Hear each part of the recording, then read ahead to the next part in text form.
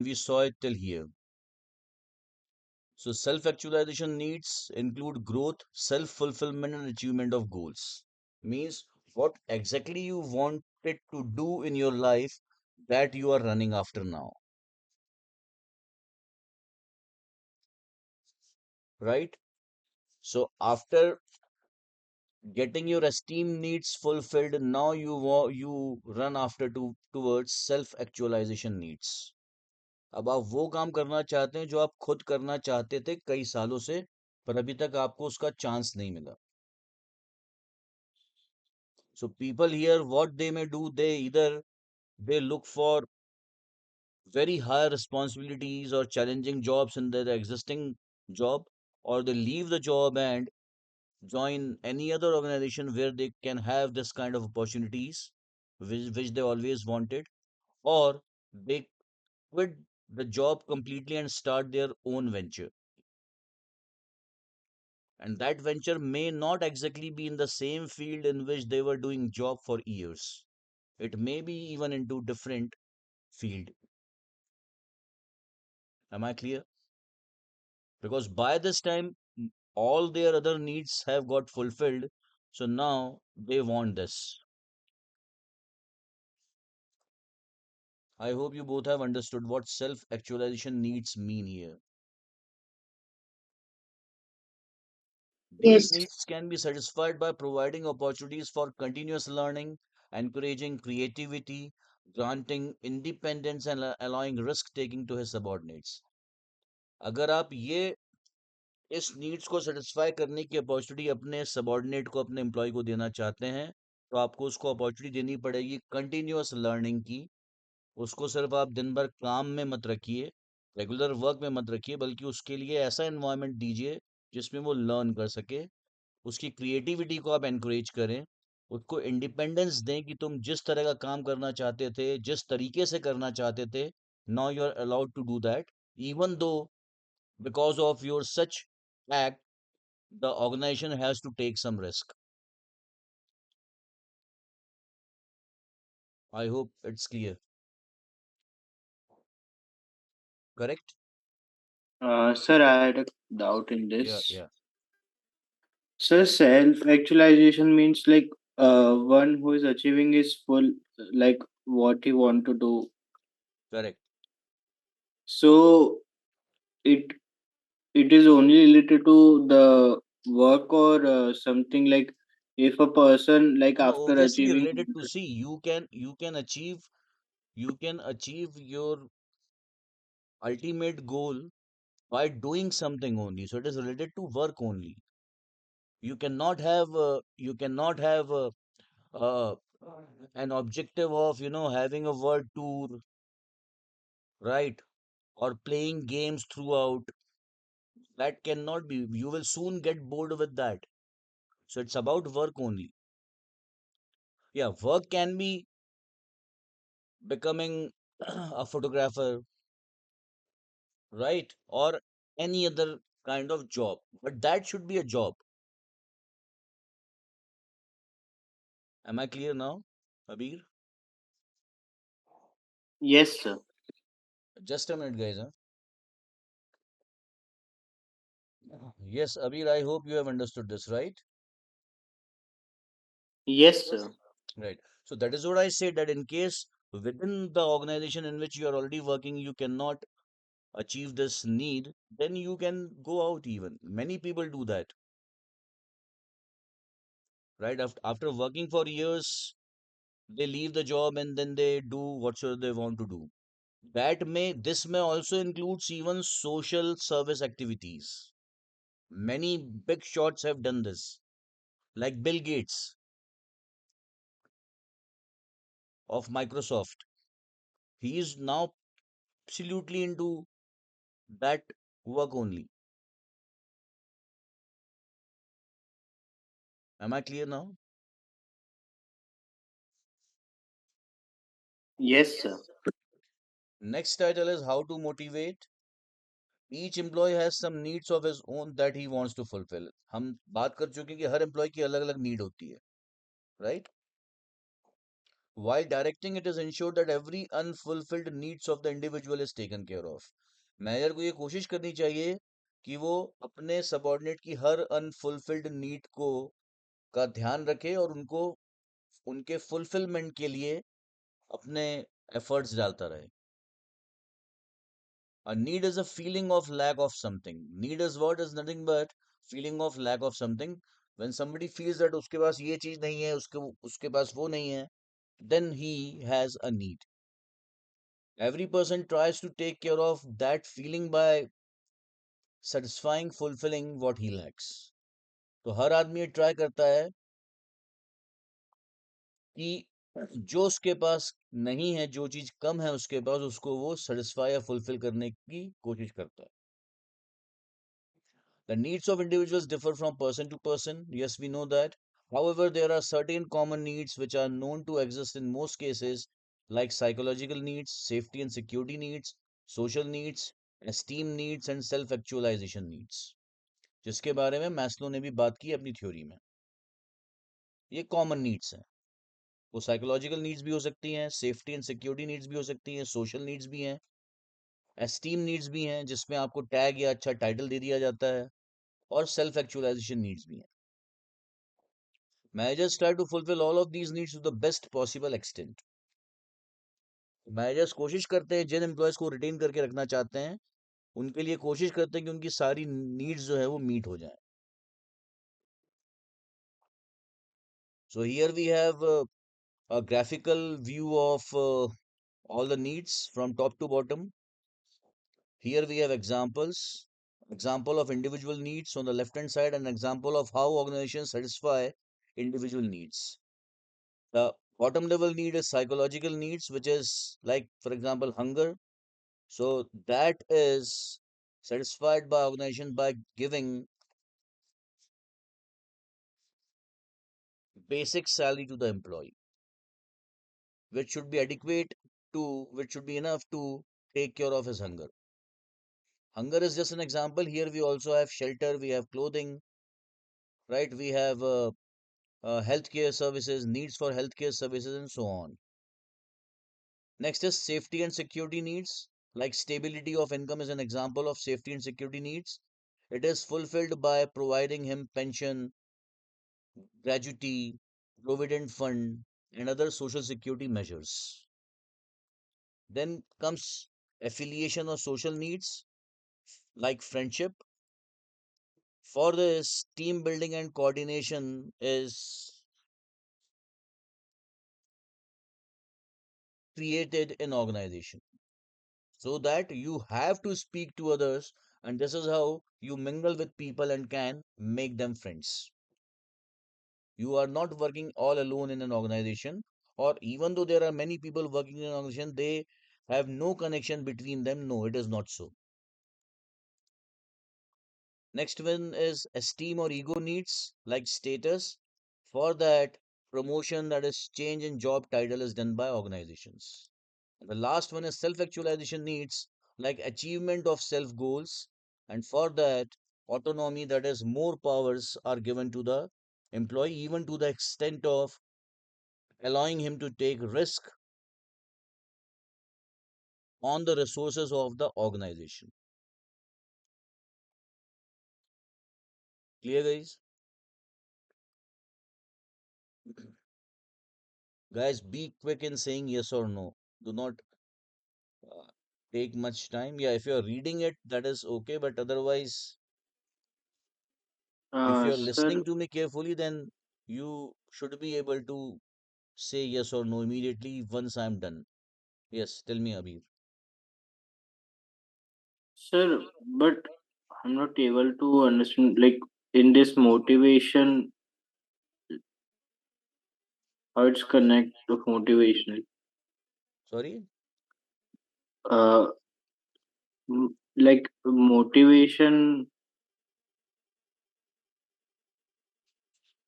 is there in it, like, doubt क्या है? Doubt बताइए आपका. सर वही मतलब मोटिवेशन इसमें वो समझ नहीं आया. क्या मोटिवेशन समझ में नहीं आया? उससे इसका अ,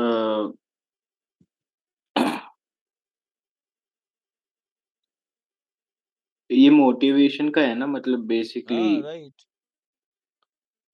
तो इससे मोटिवेशन का क्या लेना देना है इससे, वो क्यों नहीं समझ रहा मोटिवेशन का इसमें। मतलब क्या होता है? अ, कि- किसी को अ,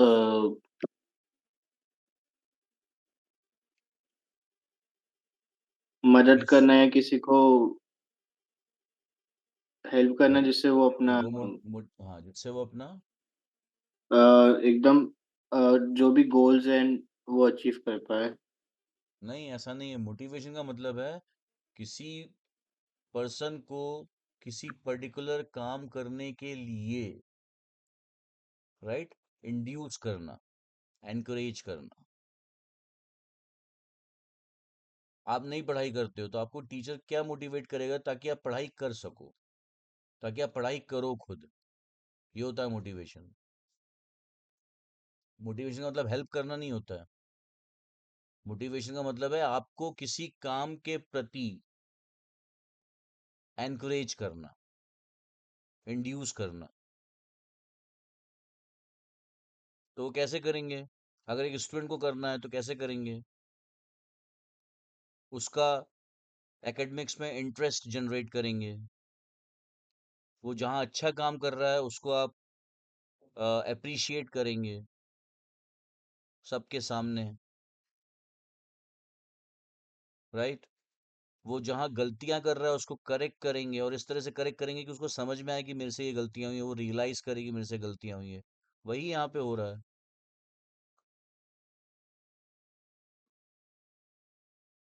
रोड में आपको एक भूखा आदमी मिला, बोले मुझे खाने के लिए पैसा चाहिए, मुझे खाना चाहिए, तो आप क्या बोलोगे उसको? कि चलो पैसे देता हूँ। ये हेल्प करना हुआ, ये सोशल सर्विस है, ये मोटिवेट करना थोड़ी हुआ।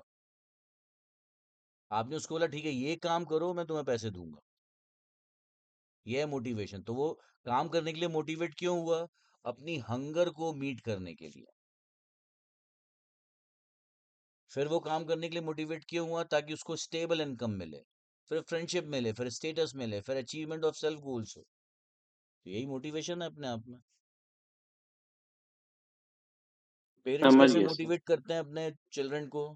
तुमको मार्क्स मिले, इतने अच्छे मार्क्स मिले तो तुमको लैपटॉप दूंगा, तुमको आईपॉड दूंगा, तुम्हारे लिए नई बाइक या नई साइकिल परचेज करके दूंगा। So with that he gets motivated, he or she gets motivated towards that work, and he himself or herself starts doing that work just to fulfill his needs, and that is what we are doing here. Teachers motivate कैसे करते हैं? बताते हैं students को कि अगर आप ये करोगे तो आपको फ्यूचर में ये फायदा होने वाला है। Don't you want your own house? Don't you want your own vehicle, car और bike? Don't you want your own footwear, shoes and freedom, financial freedom? Or you always want to be dependent on your parents? If you want to be independent, you have to study. और जब उसको ऐसा आपने बताया student को, अगर student को realise हुआ तो फिर वो खुद पढ़ाई करने लगता है। Don't you want respect in society? Yes, then he will start studying himself. Clear? Yes sir. पक्का? और कुछ डाउट तो नहीं है इसमें? सोच लो एक बार और।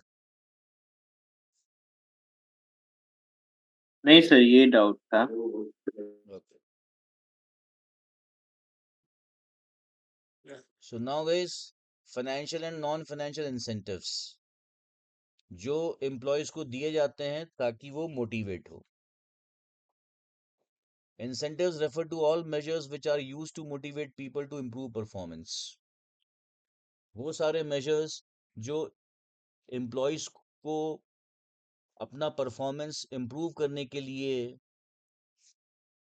दिए जाते हैं उन्हीं को हम incentives कहते हैं। These incentives can be broadly classified as financial and non-financial. Financial incentives refer to incentives which are in monetary form or measurable in monetary term.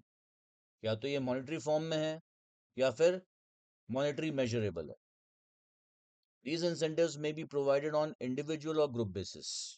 या तो पूरे ग्रुप के लिए आपने इंसेंटिव डिक्लेयर कर दिया या किसी इंडिविजुअल के लिए किया. Following are the financial incentives commonly used by organizations to motivate their employees. The first one is pay and allowances. That we all understand, guys. Means it's we are talking about salaries here. So salary or wages is the basic monetary incentive of every employee. It includes basic pay, dearness allowance and other allowances. Basic पे के अलावा उसको कुछ allowances भी मिलते हैं, मतलब कुछ एक्स्ट्रा पैसा भी मिलता है, राइट.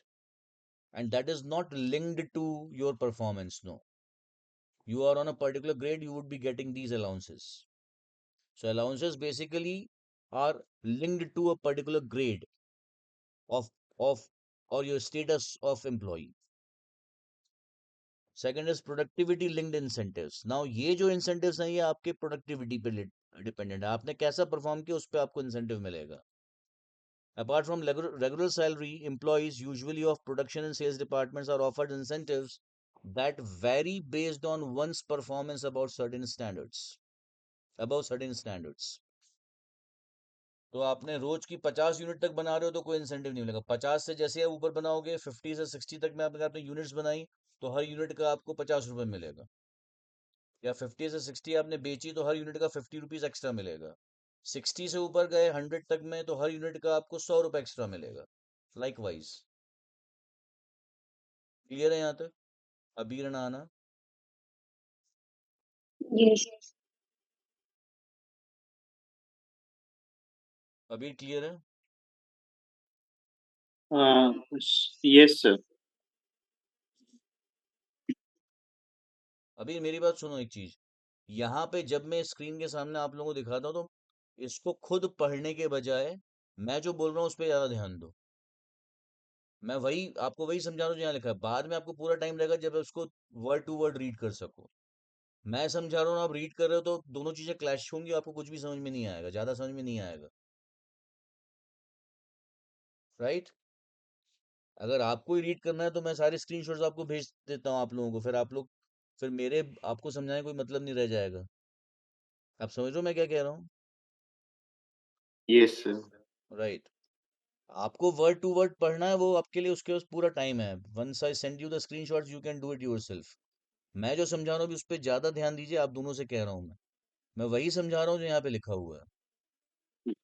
इस समय पढ़ नहीं रहा था एक्चुअली में मैं. नहीं नहीं, मैं बता रहा हूँ मतलब कि in case any of you are reading it, please instead of, मैं रीड करने के लिए मना नहीं कर रहा लेकिन मैं जो बोल रहा हूँ उस पर ज्यादा अटेंशन दो आप लोगों का, राइट. हाँ, हाँ, बिल्कुल सही वो तो. It is given at individual और group level to improve productivity. या तो पूरे ग्रुप एक सेल्स टीम को बोल दिया कि आपने इतना इतना सेल किया तो आपको इतने रुपए का इंसेंटिव या मिलेगा. वो पूरे ग्रुप के लिए है, किसी इंडिविजुअल के वो ग्रुप आपस में उसको डिस्ट्रीब्यूट कर ले जिस प्रोपोर्शन में चाहे वैसा. Third is bonus, profit sharing. अगर कंपनी को प्रॉफिट होता है तो उस प्रॉफिट का एक हिस्सा एम्प्लॉयज को भी मिलेगा, और इसके लिए हमारा एक एक्ट भी है, the Indian bonus act. So bonus is offered over and above the fixed salary out of organization's yearly profits. It serves to motivate the employees to improve their performance and contribute to increase in organizational profits.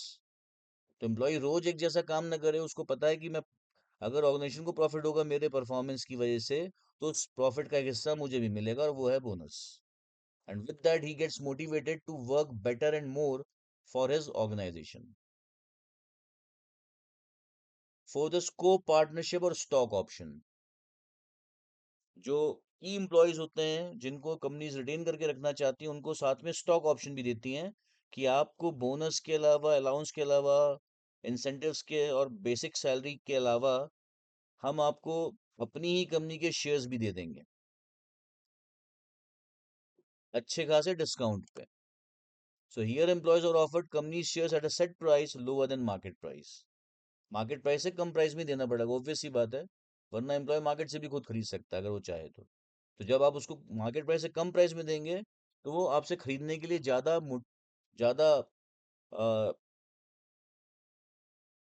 Inclined रहेगा. और एक बार उसने shares खरीद लिए तो फिर वो ये चाहेगा कि इन शेयर की प्राइसेस बढ़ते रहे, जिसके लिए उसका खुद का परफॉर्मेंस को इम्प्रूव करेगा. Means now his entire acts would be directed towards growth of the organization. The allotment of shares serve to retain key employees. की एम्प्लॉयज को आप रिटेन करके रखना चाहते हैं, इसलिए आपने उनको शेयर्स दे दिए। बड़ी बड़ी कंपनीज में ये है कि आपने 5 साल तक काम कर लिया तो आपको इतने शेयर्स मिल जाएंगे, फिर अगले अगले 3 साल और काम कर लिया तो कंपनी आपको इतने शेयर्स और दे देगी।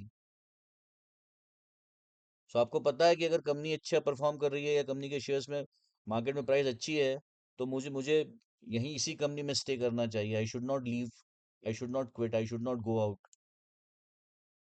To create a feeling of ownership among the employees and thereby making them to contribute for the growth of the organization। इसके अलावा एम्प्लॉयज में ओनरशिप की फीलिंग भी आती है, because now they are holding some shares also, and that makes them to contribute for the growth of the organisation. तो वो ज्यादा कंट्रीब्यूट करने लगते हैं ऑर्गेनाइजेशन की ग्रोथ के लिए। क्लियर है गाइस? को पार्टनरशिप और stock option. Yes sir. Sir इसमें जैसे ये सारे पॉइंट्स है, तो ये मतलब वो जैसे सारे याद नहीं चाहिए कि इसमें से दो एक एग्जांपल मतलब। तीन चार, देखिए ये बहुत इजी पॉइंट्स है। पहली बात तो ये बहुत कॉमन जनरल नॉलेज वाले, जनरल अवेयरनेस वाले पॉइंट्स हैं।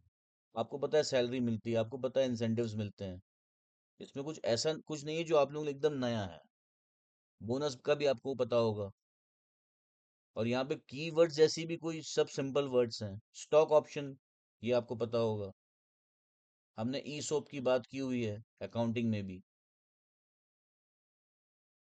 कंपनी के डायरेक्टर्स को या की एम्प्लॉयज को कुछ शेयर्स फ्री में दे दिए जाते हैं, जिसके लिए हम गुडविल या इनकॉर्पोरेशन कॉस्ट अकाउंट को डेबिट करते हैं और शेयर कैपिटल को क्रिएट करते हैं। यस। राइट। नहीं मतलब बेसिक अपने वर्ड्स में भी लिख सकते हैं ना, लिख ऐसे सकते जैसे हैं, बोनस। बिल्कुल बिल्कुल। Next is retirement benefits. ये आपको स्टेबिलिटी ऑफ इनकम और सिक्योरिटी का सेंस देता है। These benefits such as provident fund, pension and gratuity provide financial security to employees after their retirement। तो उस वजह से भी वो अच्छा काम करते हैं और आपकी ऑर्गेनाइजेशन को छोड़ के नहीं जाना चाहते हैं। राइट। और ये सारे अमाउंट जो हैं, प्रोविडेंट फंड का अमाउंट, पेंशन और ग्रेजुटी का अमाउंट, आपके सैलरी कितनी मिल रही है उस पर डिपेंड करता है। तो अगर आप अच्छा परफॉर्म नहीं करें तो कंपनी आपको इंक्रीमेंट की बजाय डिक्रीमेंट भी दे सकती है, आपकी सैलरी कम कर सकती है। वो सैलरी कम हुई तो आपके रिटायरमेंट बेनिफिट्स का अमाउंट अपने आप कम हो जाएगा। तो ये भी एक वजह है एम्प्लॉय को मोटिवेट करने की कि आप अच्छा काम करते रहो, वरना बुढ़ापे में आपको दिक्कत आ जाएगी, कम पैसा मिलेगा कंपनी से। Next are perquisites. Perquisites are usually non-cash benefits given to employees over and above their salaries, right? Such as cab, commutation के लिए कैब दे दी कंपनी ने। आपके घर में कार आ रही है, ड्राइवर लेके आ रहा है और आप जैसे 3 4 सेम ग्रेड के एम्प्लॉयज को लेके जा रहा है। हाउसिंग दे दिया, घर दे दिया आपको। घर दे दिया मतलब आपको ओनरशिप नहीं दी है, सिर्फ रहने के लिए दिया है घर। मेडिकल एड दी है आपको, एजुकेशन टू चिल्ड्रन दिया है, membership of a social club दिया है, एक्सेट्रा। इससे आपकी स्टेटस की नीड, सोशल नीड्स जो फ्रेंडशिप वाली है, राइट, सिक्योरिटी वाली नीड जो हाउसिंग वाली है, वो सब आपकी, मेडिकल एड भी आ गया सिक्योरिटी वाली नीड्स में, वो आपकी फुलफिल हो गई। क्लियर है? बहुत सारी कंपनीज ये सारी फैसिलिटीज देती हैं या इनमें से अधिकतर देती हैं। All the needs of individuals are not satisfied by money alone. Psychological, social and emotional factors also play important role in providing motivation। अभी जो हमने ऊपर की 6 मेजर्स देखे हैं इंसेंटिव्स के, ये हमारे फाइनेंशियल इंसेंटिव्स थे। अब हम बात करने वाले हैं नॉन फाइनेंशियल इंसेंटिव्स की, जो फुलफिल करेगी आपकी साइकोलॉजिकल, सोशल और इमोशनल नीड्स को। Non financial incentives mainly focus on these needs। which needs? Psychological needs, social needs and emotional needs। Non-financial incentives are sometimes tied with financial incentives, for example promotion, which involves payment of extra money as well। कुछ non financial incentives जो आपके financial incentive से linked होते हैं, जैसे promotion. जब promotion मिलेगा तो आपका स्टेटस बढ़ गया, आपकी साइकोलॉजिकल और सोशल नीड फुलफिल हो गई, लेकिन साथ में आपका पैसा भी बढ़ गया, आपकी सैलरी भी इंक्रीज हो गई, because now you have gone to a higher level. However, here non-monetary aspects override monetary aspects. लेकिन यहाँ पे एम्प्लॉय के लिए ज्यादा जरूरी नॉन मॉनेटरी एस्पेक्ट्स हैं बजाय के मॉनेटरी एस्पेक्ट्स के. सैलरी उसकी इंक्रीज हो गई प्रमोशन से, वो उतना उसके लिए इफेक्टिव नहीं है. उसके लिए ज्यादा इफेक्टिव है कि अब मैं मैनेजर बन गया या मैं वाइस प्रेसिडेंट हो गया कंपनी का. Following are some common non financial incentives. अब हम नॉन फाइनेंशियल इंसेंटिव्स के कुछ एग्जांपल्स देख रहे हैं. क्लियर है यहाँ तक guys? Yes Yes. Sir. First one is status. Status means the rank of a person in an organization. The rank is linked with authority, responsibility and other extra benefits. जैसे जैसे आपकी rank बढ़ती जाती है, आपके पास अथॉरिटी भी आपकी बढ़ जाती है, रिस्पॉन्सिबिलिटी भी बढ़ जाती है, और आपको एक्स्ट्रा बेनिफिट्स भी कंपनी से मिलने लगते हैं. हर रैंक के साथ कुछ बेनिफिट्स और एक स्पेसिफिक पे, मतलब सैलरी, लिंक्ड होती है. Everybody has a wish to be in higher rank. हर कोई चाहता है मुझे हाई रैंक मिले. Therefore, an employee can be motivated by placing him to a higher rank. तो अब जब आप किसी एम्प्लॉय को हायर रैंक पे प्लेस करते हो तो वो मोटिवेट होता है. Second is organizational climate, that is work environment. It indicates how an organization is distinct from the other. ये बताता है कि आपकी ऑर्गेनाइजेशन दूसरों से, दूसरी ऑर्गेनाइजेशन से कैसे अलग है. Some of the distinguishing features are individual autonomy, employee या फिर एम्प्लॉय empowerment. इंडिविजुअल ऑटोनॉमी मतलब आपने एम्प्लॉय को उसके वर्क के लिए पूरी ऑटोनॉमी दे रखी है, राइट? जैसे अगर मैं आपको स्कूल्स या एजुकेशनल इंस्टीट्यूशंस का एग्जांपल बताऊं, तो कुछ स्कूल्स में टीचर्स को अच्छी खासी ऑटोनॉमी रहती है कि आपको अपना सिलेबस जैसा डिजाइन करना है. मतलब कौन सा चैप्टर पहले पढ़ाना है, कौन सा बाद में, टेस्ट में क्या पूछना है, क्वेश्चन पेपर कैसा बनाना है, वो सब आपके ऊपर है. हम इंटरफेयर नहीं करेंगे उसमें. कुछ ऑर्गेनाइजेशंस में बिल्कुल ऑटोनॉमी नहीं होती. अगर मैं एजुकेशन इंस्टीट्यूशंस की बात करूं तो उनका एक सेट रूल है कि आपको हाफ ईयरली में इतने ही चैप्टर्स पढ़ाने हैं, जो पहले से प्री डिसाइडेड है बिना टीचर से पूछे हुए. तो एम्प्लॉय उनका सीक्वेंस चेंज नहीं कर सकता जो टीचर है वो. ऐसे ही आपके बिजनेस ऑर्गेनाइजेशंस में भी ऑटोनॉमी दी जाती है एम्प्लॉयज को. तो जब आप ज्यादा ऑटोनॉमी देते हैं तो इससे उससे एम्प्लॉय ज्यादा मोटिवेट होता है, क्योंकि उसको लगता है कि मेरे बॉस जो है मेरे पे ज्यादा भरोसा करते हैं. That is why they have given me autonomy. आपका बॉस रोज आपको फोन लगा के पूछता नहीं है क्या कर रहे हो, कहाँ हो, कितना काम हुआ. नहीं, वो आपसे एक फिक्स इंटरवल पे सिर्फ फीडबैक लेता है. It means he has given you full autonomy, means he trust you. The same as employ empowerment. आपने उसको ज्यादा पावर्स दी एम्प्लॉय को. पे स्केल कैसा है ऑर्गेनाइजेशन में, reward and job recognition program है या नहीं है. अगर कोई एम्प्लॉय अच्छा करता है तो क्या उसके लिए star of the month, star of the week, star of the year, ऐसे कोई रिवॉर्ड है या नहीं है. बहुत सारी ऑर्गेनाइजेशंस में होते हैं. हर डिपार्टमेंट में हर वीक में या हर मंथ में कम से कम एक एक स्टार परफॉर्मर को अप्रिशिएट किया जाता है, उसके फोटोज लगा दिए जाते हैं, मेल सबको भेज दिया जाता है कि इस डिपार्टमेंट का स्टार परफॉर्मर इस मंथ का ये है, क्योंकि इसने सबसे अच्छा काम किया है अपने डिपार्टमेंट में. अप्रेजल सिस्टम आपका कैसा है, मतलब आप परफॉर्मेंस को कैसे अप्रेज करते हो, क्या उसमें कोई प्रेजुडाइज है, क्या आप बायस्ड रहते हो किसी के लिए, या ये बिल्कुल ट्रांसपेरेंट है, एम्प्लॉय को अप्रेजल सिस्टम समझ में आ रहा है. प्रमोशन एंड ट्रांसफर पॉलिसी आपकी क्या है. फैसिलिटीज एट वर्क क्या है, बहुत इंपॉर्टेंट है ये. उसके बैठने की जगह, मैनेजर लेवल का है तो क्या उसको सेपरेट कैबिन दिया गया है, वगैरह वगैरह. फूड की फैसिलिटी है या नहीं है, वॉशरूम अच्छे हैं या नहीं है फीमेल वर्कर्स के लिए भी, प्ले जोन है या नहीं है, जिम है या नहीं है, ये सारी चीजें भी काउंट करती हैं. That all is part of work environment. Employ participation, employ का पार्टिसिपेशन कितना है. Managerial behaviour, relation between superior and subordinates, organisations vision और social image etcetera. Employ participation का मतलब है जब भी हायर मैनेजमेंट बैठ के कोई पॉलिसी या प्लान बनाता है तो एम्प्लॉय को कितना अलाउ किया जाता है पार्टिसिपेट करने के लिए। अगर अलाउ कर रहे हैं इसका मतलब आपको पता है कि आपके एम्प्लॉय, आपको लगता है कि आपके एम्प्लॉय एक्सपर्ट है अपनी फील्ड में, and this is how they get motivated कि मुझे इस मीटिंग में बुलाया गया, मेरे से ये पूछा गया कुछ करने से पहले। क्लियर है कैसे ये वाला सेकंड वाला पॉइंट आप दोनों को? Yes. Yes sir.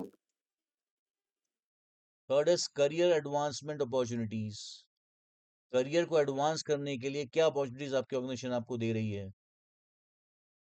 Every individual wants to grow to the higher level in the organization. By providing appropriate skill development programs and sound promotional policy help employees to achieve promotions. तो हर employ higher level पे जाना चाहता है, तो इसके लिए क्या आपके यहाँ स्किल डेवलपमेंट प्रोग्राम्स हैं? बहुत सारी ऑर्गेनाइजेशंस स्किल डेवलपमेंट प्रोग्राम्स करवाती हैं बाहर से एक्सपर्ट्स को बुलवा के। राइट, सेमिनार्स होते हैं, कॉन्फ्रेंसेज होते हैं, उसमें एम्प्लॉय बाहर से किसी एक्सपर्ट को बुलाया जाता है और किसी एक पर्टिकुलर एरिया ऑफ वर्क में स्किल डेवलपमेंट प्रोग्राम चलाया जाता है।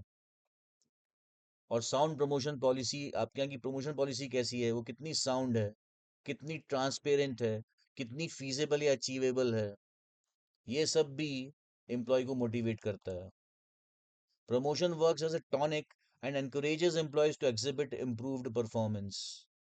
प्रमोशन सिर्फ आपकी स्टेटस नीड्स को ही फुलफिल नहीं करता, वो आपकी वर्क नीड्स को भी फुलफिल करता है।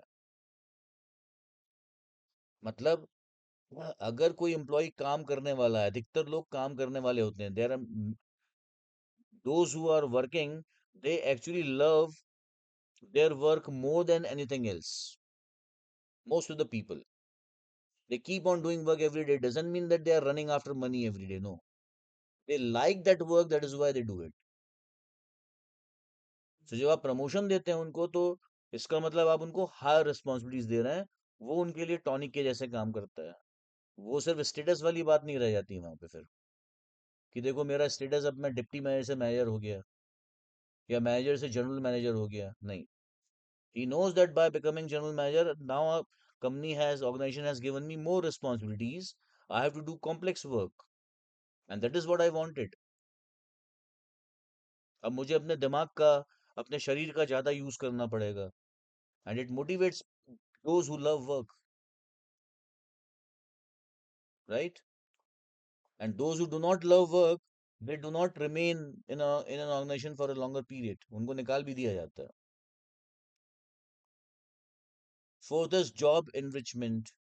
Job enrichment refers to designing jobs that include greater variety of work content. एक जैसा काम नहीं है आपके पास, वैरायटी ऑफ वर्क है।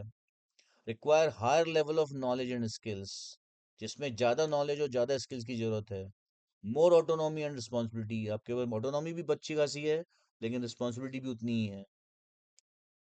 Opportunities for personal growth and a meaningful work experience, personal growth भी हो रही हो आपकी और आपको मीनिंगफुल वर्क एक्सपीरियंस भी मिल रहा है जो आप किसी और ऑर्गेनाइजेशन में जाके भी यूज कर सकते हो। ऐसा काम नहीं है जो सिर्फ आप इसी ऑर्गेनाइजेशन में कर सकते हो, नहीं, वो यूनिवर्सल काइंड ऑफ वर्क है। This is called job enrichment. Clear है गाइस यहाँ तक? If jobs are enriched and made interesting, the job itself becomes a source of motivation for employees. अगर जॉब को एनरिच कर दिया जाए जिसमें वैरायटी ऑफ वर्क है, higher level of knowledge skills की जरूरत है, ज़्यादा ऑटोनॉमी है, पर्सनल ग्रोथ के लिए अपॉर्चुनिटीज और मीनिंगफुल वर्क एक्सपीरियंस आपको मिल रहा है, तो अपने आप एम्प्लॉय मोटिवेट होता है ऐसे काम को करने के लिए और कंपनी में स्टे करने के लिए, कंपनी के लिए अच्छा परफॉर्म करने के लिए। क्लियर है गाइस ये? Yes sir. Yes. Okay, next guys is leadership. Sir एक डाउट है इसमें सर, फीचर्स और इसके मोटिवेशन के वो भी है ना?